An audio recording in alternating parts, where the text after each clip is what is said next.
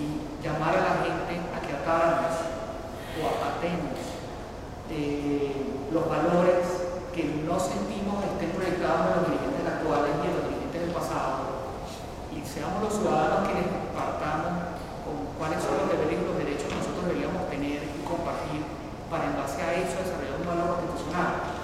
Ese es mi planteamiento. Muchas gracias. Billy.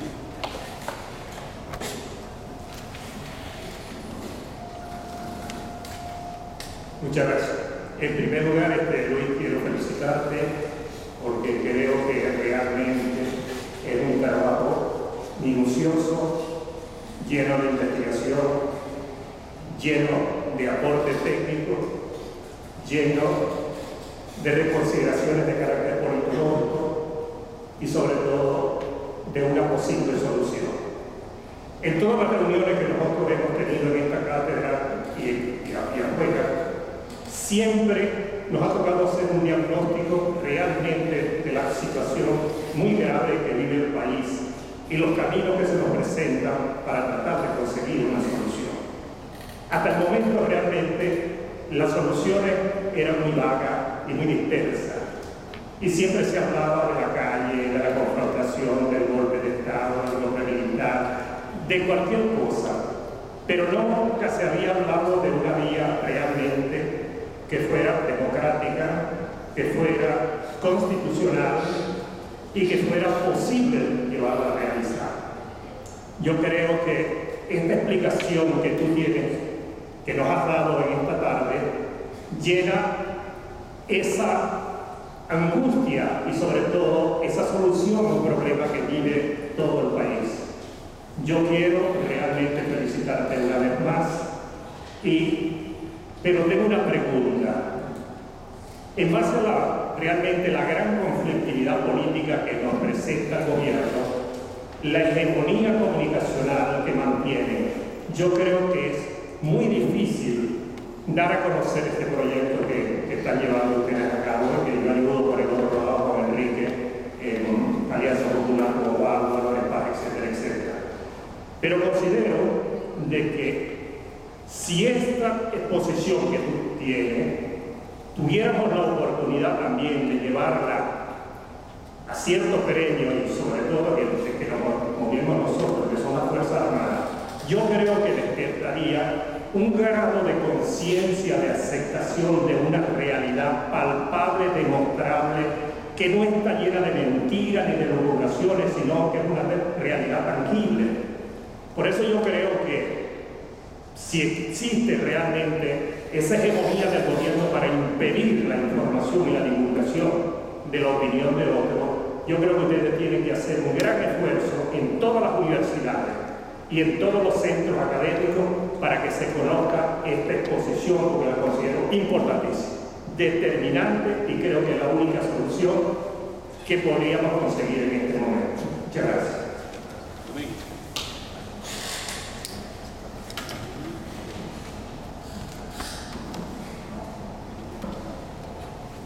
Buenas tardes, profesor Faría.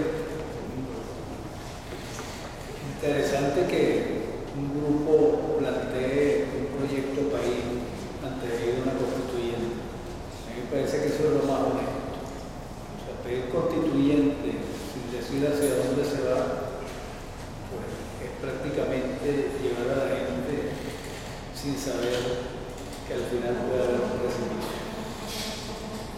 Creo que están en lo correcto en la parte política. No tendría nada que añadir ni que quitar. Se ve que me han estudiado bastante. Ustedes me hablaban mucho de Jorge Rangel, colega, el mismo presidente. Pero hay una cosa que me preocupa, que es la repetición en el área económica de errores del pasado, por no estar claro en qué es lo que está pasando en el país.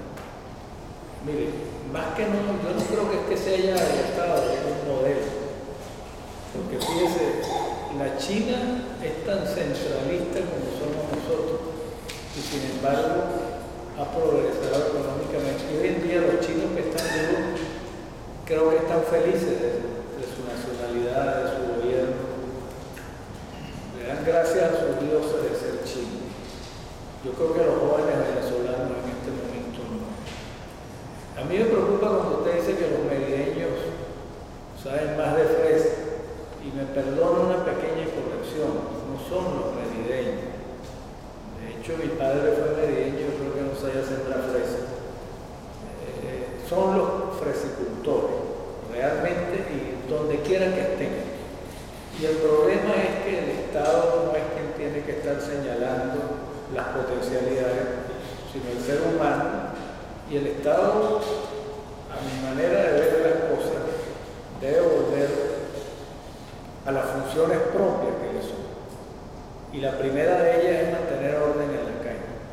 En los últimos gobiernos, no solo este, ni el extinto gigantísimo, como dicen, sino que en el doctor Caldera, incluso en el último gobierno de Pérez, ya el orden en la calle se había perdido bastante. Y el Poder Judicial pues, prácticamente es inoperante. No puede ser que cualquier juez que uno hable con él tenga de 10.000, 5.000 casos. Eso es inhumano, eso no lo puede manejar nadie. Aparte de que los juicios nuestros son escritos porque hay mucho interés de parte de los mismos bufetes de abogados, los abogados individuales. También la Fiscalía, que en los últimos años lleva la acción pública en cuanto al derecho penal. Cuando uno habla con los fiscales, todos tienen más de 3.000 casos. Eso lo que indica es que en el presupuesto hay un desbalance brutal entre lo que gasta el Ejecutivo y lo que gasta el sistema de justicia. En cárceles, los jueces, muchas veces los policías se quejan en la televisión de un ritornero que agarran a alguien y lo sueltan. Sí, pero es que el juez tiene que tomar la decisión a quién mete, quién no mete cuando en las cárceles no hay casos. Yo soy juez de paz y por lo general no mando casi a nadie. Que los casos que me tocan que puedo mandar al rodeo son de maridos que le caen el golpe a las mujeres, ese tipo de cosas. Y estoy consciente de que es el espacio allá en estos momentos, en estas condiciones, es otra cosa. Entonces yo les diría que trabajáramos juntos más en la parte económica, porque el problema de Venezuela realmente no es que se esté cayendo un modelo, sino que Venezuela necesita producir mucho más de lo que produce el petróleo, y eso no lo va a garantizar el Estado, sino la parte individual, la parte de cada venezolano que quiera echarle piernas a este país. Muchas gracias. Compañero. ¿Cuántos? Dale.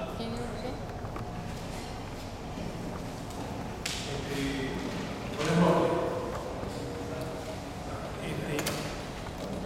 Bueno, a mí me parece bien interesante, incluso como pasa en muchos países, la discusión que hay entre los estados centralistas y los estados federales.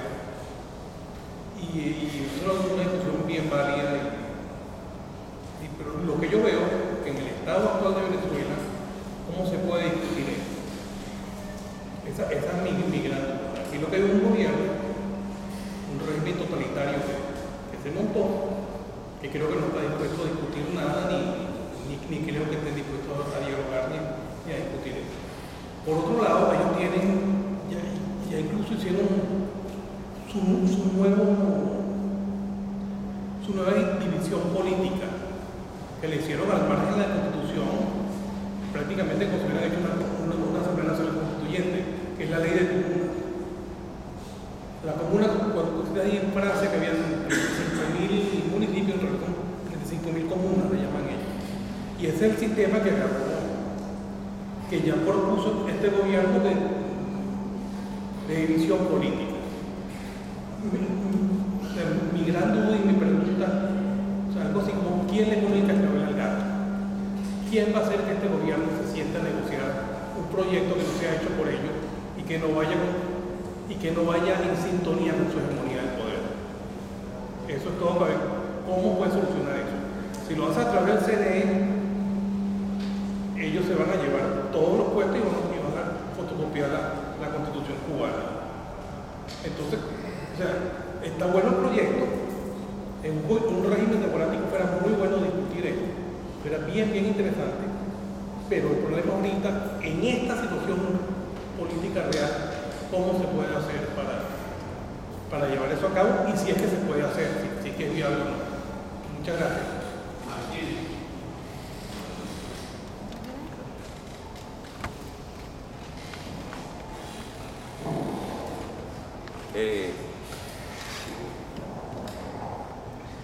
Con lo que decía usted, profesor, yo estoy de acuerdo con lo que dijo. Es la constituyente, es una de las formas como se manifiesta el poder constituyente. La Asamblea Constituyente es una de las formas como se manifiesta el poder constituyente. Y el pueblo, como constituyente originario, puede convocar a una Asamblea Constituyente. El pueblo en la calle, que es el poder originario, puede tomar el poder para esa Asamblea Constituyente sin pasar por el Consejo Nacional Electoral. Eso era todo.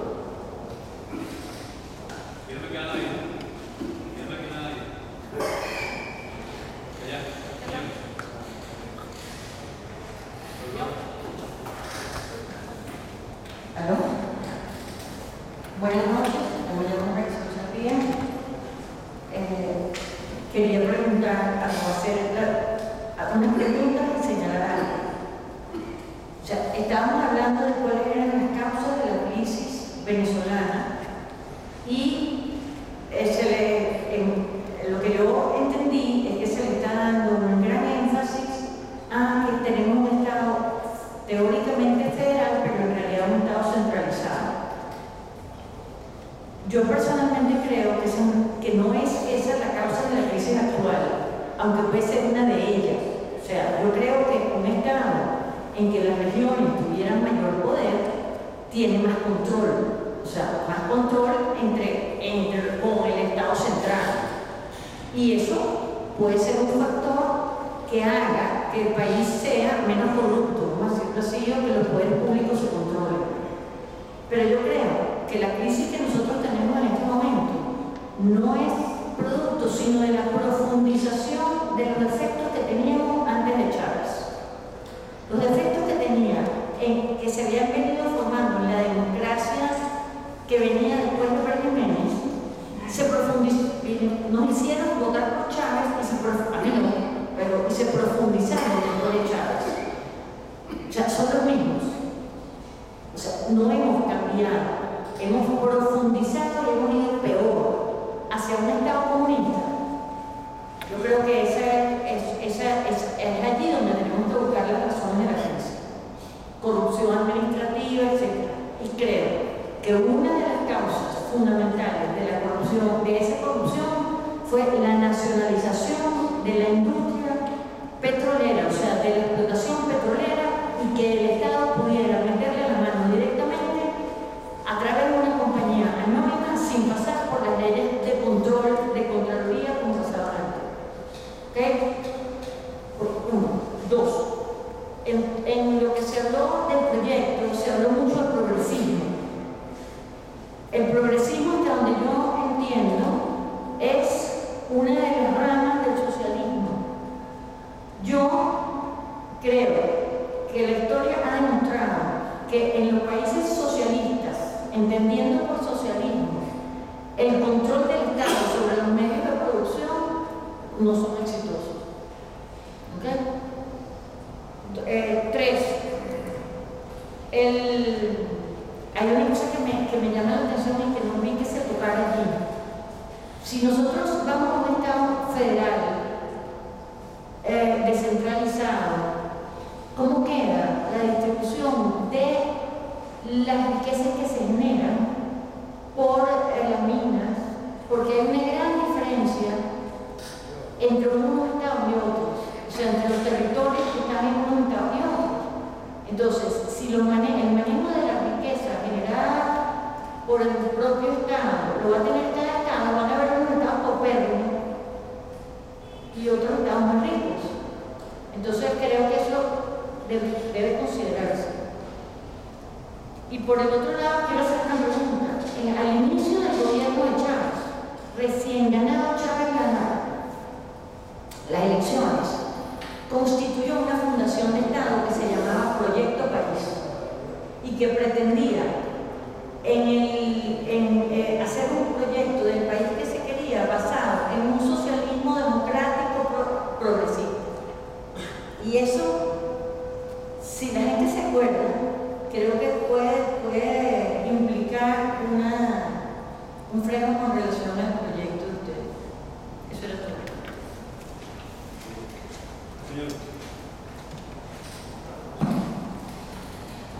Buenas noches.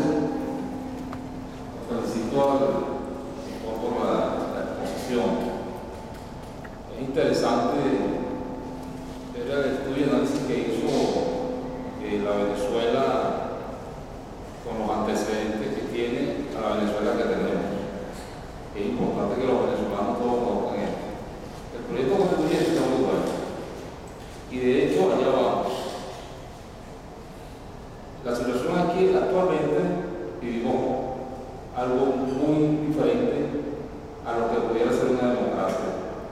En una democracia normal, ese proyecto constituyente se podría establecer como lo hiciéramos todos, y no con las trampas que hicieron ellos en el año 99, donde se encontraron esa constitución, que no representó realmente el 100% de la sociedad venezolana, sino lo representó fue a ellos, con las trampas que hicieron con la norma que no establecieron y todo eso. Ahora lo siguiente, yo estoy en lo siguiente. Para nosotros llegar a la estadía de una constituyente, y lo que llaman esa constituyente en la calle, hay que empezar enseñándole al pueblo qué es eso. ¿Cómo vamos a hacer eso? Porque la gente no tiene ni idea. Es más, muchos de los que están aquí no tienen ni idea que es una constituyente en la calle y cómo se hace una constituyente en la calle. Porque si hay algo muy importante es que con las actuales autoridades del Consejo Nacional Electoral aquí es inviable ni de calle ni de nada. Así de sencillo. Entonces yo creo que hay una palabra muy buena que me gustó que se llama rebelión de las regiones. Y yo creo que eso es lo que tiene que venir. Una rebelión de las regiones para poder llegar a ese proceso constituyente. Porque de otra manera es imposible ese proceso constituyente. Porque esa constituyente que ustedes están, hace mucho hincapié, creo que está basada en los estados de gobierno locales. Que son en Europa, vemos todos estos países con muchos municipios, que son gobiernos locales que justamente son los que saben muy bien determinadamente cuál es el problema de cada localidad. Pero yo digo, insisto, es muy bueno y tenemos que hacerlo y propagar la idea del proceso constituyente para cuando llegue el momento lo tengamos y lo podamos desarrollar. Pero de aquí a allá tenemos que ver y pensar cómo va a ser la viabilidad para llegar al proceso constituyente. Porque en este momento eso es inviable totalmente. Pero obviamente tenemos que analizarlo y tenerlo ya a la mano para cuando llegue el momento, porque va a llegar, no sé de qué forma va a llegar, pero va a llegar, tenerlo ya a la mano. Ese es el asunto. Hola, buenas noches. Estoy muy agradecido por la ponencia y valoro mucho el aspecto técnico con respecto al sistema económico, pero fundamentalmente tengo varias preocupaciones que las quiero compartir en este sentido, ¿no? La primera es desde una perspectiva ideológica, considerando todo el dominio y la hegemonía que maneja el gobierno y considerando la coyuntura del país.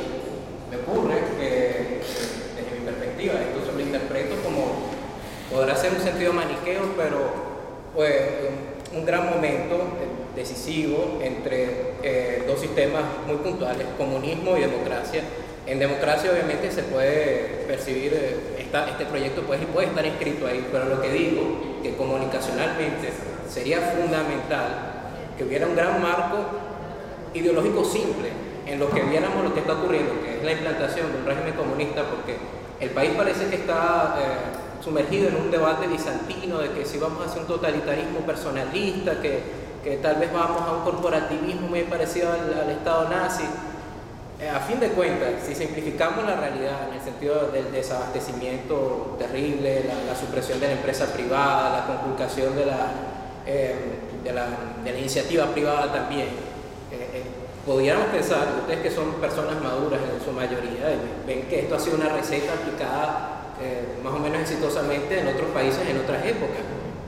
Y entonces, claro, tal vez nuestro caso no sea similar a los de Europa Oriental, no sea similar pero digamos que estamos en eso, un proceso de conculcación, en la instauración de un régimen totalitario de corte comunista.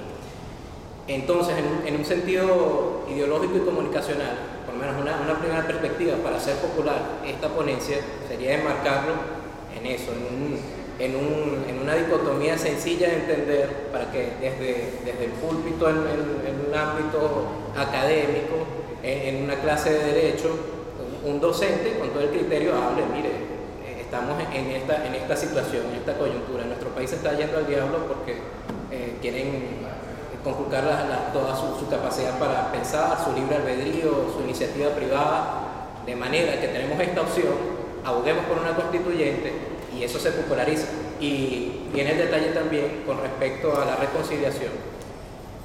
A menudo, o sea, se ha caído en una espiral de que cualquier propuesta ajena al gobierno de alguna manera es ya satanizada, y también hay algo en el imaginario colectivo que se ha manejado ideológicamente, que es la confrontación de clases, y entonces tenemos una imagen endiosada de la persona humilde. Digamos que legalmente hay una igualdad, y el hecho de que uno sea de clase media o una persona sea de cualquier estrato B, C, A, no lo hace menos en un sentido de Clasista. Sí, no clasista, pero digamos con lo que respecta a su participación como ciudadano. Y ahí viene la parte de la fraternidad. Ya es el momento de decir, y discúlpeme la expresión, la vulgaridad, pero hermano chavista, el comunismo también te jode a ti. Es como que la gran circunstancia, o sea, ningún resentimiento a los adecos, a los copellanos, a los burgueses, a los escuálidos, justifica que tú pases 3 días haciendo una cola para conseguir harina pan, que no consigas los remedios para tu enfermo de cáncer, que necesita una radioterapia.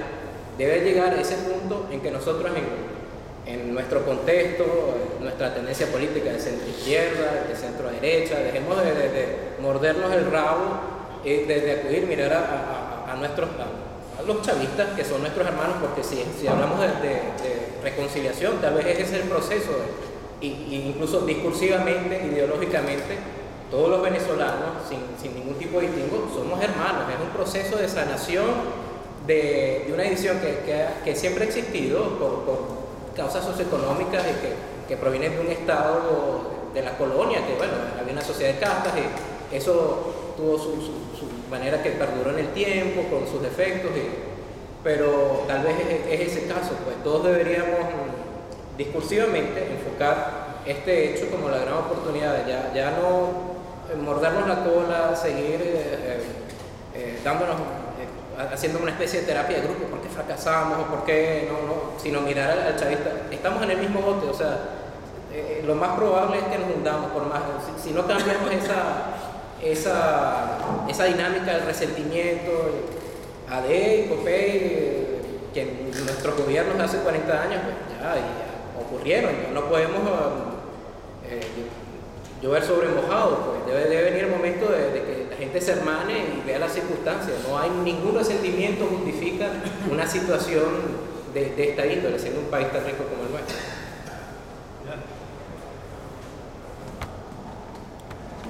Buenas noches. Yo tengo alguna duda. Entre las dudas es proyecto de país no es constitución. La constitución pasa por parte de ser un proyecto para el país. Entendamos cosas cortas. No puede existir democracia si no existen los partidos. Pero en Venezuela los partidos se han transformado en una partidocracia, que es que de alguna manera controlan todo a través del poder ejecutivo. El Ejecutivo sale del partido, el partido es el que nombra los demás ramas de poderes y prácticamente se ha jugado a una democracia que nunca ha existido. Y entendamos algo fundamental. Esto no es un hecho que empieza desde Pérez Jiménez, desde Medina Carita, nada de eso. Son hechos históricos, donde el militarismo controló todo el poder desde que llegaron a la independencia. Y se conformó algo de un caudillo, del caudillismo, que el que llega al poder es el que reparte. Y los que no están a favor mío, yo los escucho. Aquí en Venezuela no se ha construido una verdadera democracia y hay que empezar a decirlo. En un proyecto de país se plantea la construcción de una nueva democracia. Una democracia que verdaderamente nazca del pueblo y viva para el pueblo. Entonces, el caso del federalismo. Este gobierno planteó que Venezuela iba a ser federal y tenía una serie de contradicciones entre un Bolívar centralista y un Ezequiel Zamora federalista. Y le anexaron en el árbol de los tres raíces a un personaje más, que fue Simón Rodríguez, que a mi manera humilde de entender esto, fue el único que se preocupó por crear la ciudadanía americana. Formar bajo la educación al hombre americano, al ciudadano americano. Y ese hombre fue apartado. Entonces, el problema es más complejo en quedarse simplemente en ver, y con el respeto debido, en una concepción federal, en una concepción simplemente de una constituyente, porque hay que hablar de los poderes fundamentales. Los ciudadanos necesitamos elegir al fiscal general de la República, al defensor del pueblo. Necesitamos, de alguna manera, que se consolide un poder de nuevo tipo. Con esto concluyo para no ser extenso. Gracias. Bien. Lo que me queda. Francisco. Gracias. Mi nombre es Francisco Sayanes. Quiero felicitar al grupo que en el Táchira maneja el movimiento independiente democrático. Una recomendación por viejo que soy, debemos quitarle un poco eso de Táchira para evitar que sea muy regional, que sea muy local, etcétera, etcétera. No nos vaya a pasar lo que le pasó a Osvaldo Álvarez Paz, que por estar diciendo que era maracucho, los de las islas del Oriente no votaron por él. Ahora, en cuanto a la Constitución, o al movimiento constitucionalista, o a la Constitución, o a un movimiento, o a una constituyente, señores, la teoría es muy fácil. Hay la parte histórica de las constituciones. Las dos grandes constituciones que han durado más en el mundo han sido la norteamericana y la suiza. Miren cómo han durado, sin necesidad de volver a hacer nuevas constituyentes ni nada, modificación ni modificación. Ahora la constitución es parte dogmática. Vamos a ver si es una república, si es una monarquía. En Europa hay unos países que son extraordinariamente democráticas y son una monarquía. Son realmente casi novelas del corazón y sin embargo funcionan extraordinariamente. La Constitución de Venezuela tiene una gran ventaja, que tiene la posibilidad del cambio, es movible, no tiene los tornillos profundos de un submarino, no podemos hacer. Chávez, el eterno comandante, como le dice acá algunas personas, aprovechó esa movilidad, ese cambio e hizo modificaciones sustanciales en la Constitución y hizo lo más grave que ha habido en Venezuela, es decir, no solamente cambió, sino que también él iba a ser el presidente eterno del país. Eso lo hizo mediante un cambio democrático y parcial de la Constitución. Yo, lo saben perfectamente, la cátedra estoy en contra de cualquier constituyente, porque eso va a ser muy grave para el país. Ahora, en cuanto a lo que se habló, lo que se habla desde allá de la crisis, Venezuela desde el país viene en crisis y nosotros seguiremos, quién sabe con qué nombre final de nuestros nietos, tataranietos, pues que se quitarán de encima la idea de no crisis. Eso va a ser. En cuanto que Luis habló algo sobre el golpe, ¿qué carajo? Y me perdonan la palabra, vamos a dar un golpe. Tenemos 56 años de haber dado el último golpe en el país. Y mal que bien hemos venido utilizando nuestro voto en la urna. Total que vamos a aprovechar la parte democrática que todavía nos queda, ese rescolvito, esa llamita especial para ver cómo nosotros votamos por cambios sustanciales en la política del país. Quiero finalizar diciendo todo, y me voy a convertir en portavoz de ustedes, queremos apoyar al movimiento independiente democrático allá en mi corazón, porque yo soy tachirense, y vamos a darle todo el apoyo necesario y que pongan todas sus ideas. El último puntico, lo que dice el profesor Agustín. Agustín es un escéptico, él no considera que va a haber cambio en este país y que vamos a seguir la rutina. Yo últimamente, y con el perdón de mi esposa y mis hijos, yo creo que voy a seguir la teoría de Agustín. Gracias.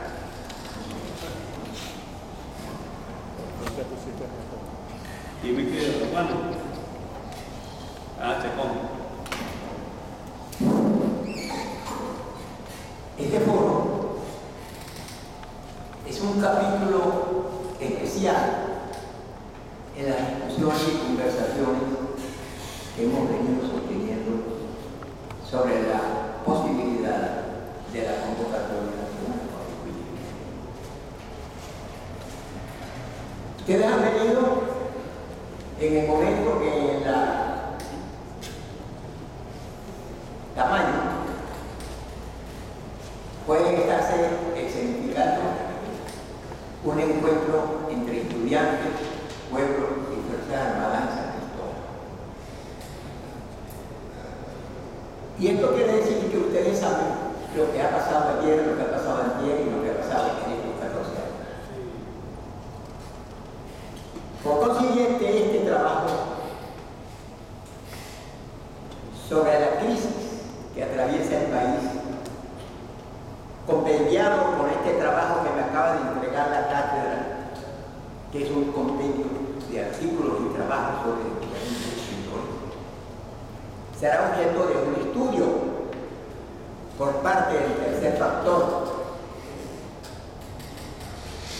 y cuyo resultado podríamos discutirlo en San Cristóbal, en el salón de lectura, si les parece conveniente, porque tanto importante es este trabajo de la cátedra, que debe ser muy bueno, lo acabo de recibir, mil gracias, como importante debe ser este trabajo que acabo de aquí, que ha traído, y que usted ha referido